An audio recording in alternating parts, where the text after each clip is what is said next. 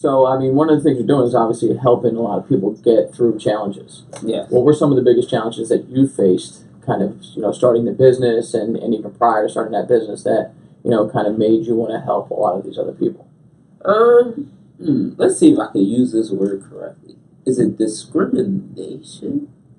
Ooh, that's a good one. That's one of the things that was one of my biggest challenges. Discriminations. People discriminate you for everything. Like, they could discriminate you because they don't like your shirt, or because of your age, or how you look, or how you wear your hair. You wear shorts. Because you wear shorts.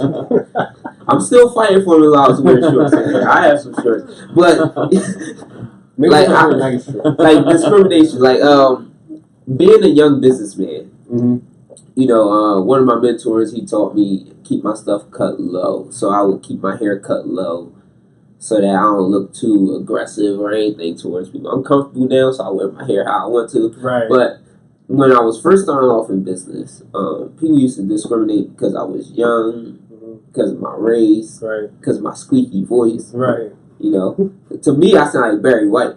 But for some reason, when I listen back, the squeaky guy comes over the phone.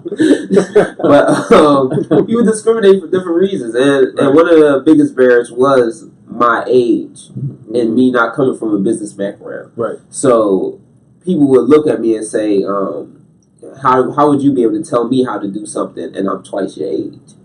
You can't tell me anything. You haven't been through what I've been through. Right. And they don't want to listen to someone from my age. Even though I work on being the opposite of the people that I don't like. Because the people that discriminate on me, I see that they like to talk at people.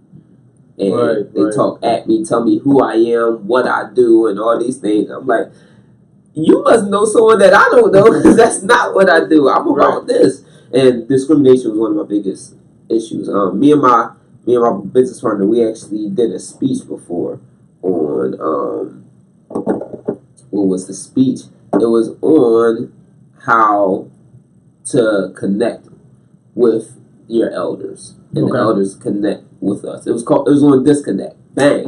It was on the disconnect between the elders and the youth. Okay. So we were at this event, and people are supposed to embrace the youth, right? Because they always say, "Oh, these kids are crazy. Right. No, they're not doing enough with their lives." So we're at an older event for older people. It was community of leaders. It was a community of leaders event, and they were talking about how we all need to come together as a people and do things together and blah blah blah. And I'm like, yeah, great message. We were supposed to go in at 10 o'clock in the morning. So 10 o'clock come, the guy pushes us back. Oh, I don't know these young guys. He let some older people talk. Then we were supposed to go in again. He let some older people talk. He kept pushing us back and pushing us back.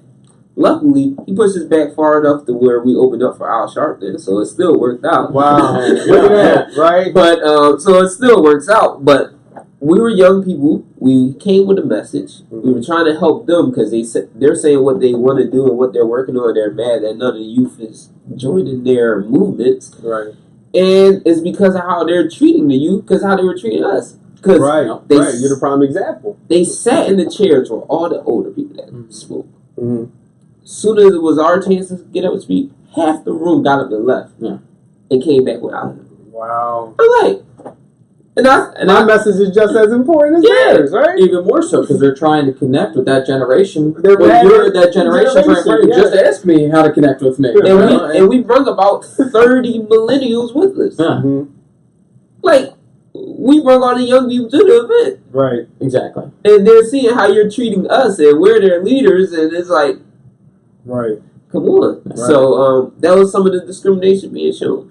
So it was like, we spoke about it on stage after we were done. People was like, oh, you guys were great. Blah, blah, blah. We like, yeah, I hope y'all taped it for the people that left. Right. But, that's a part. That was a big boundary for me, discrimination. Yeah.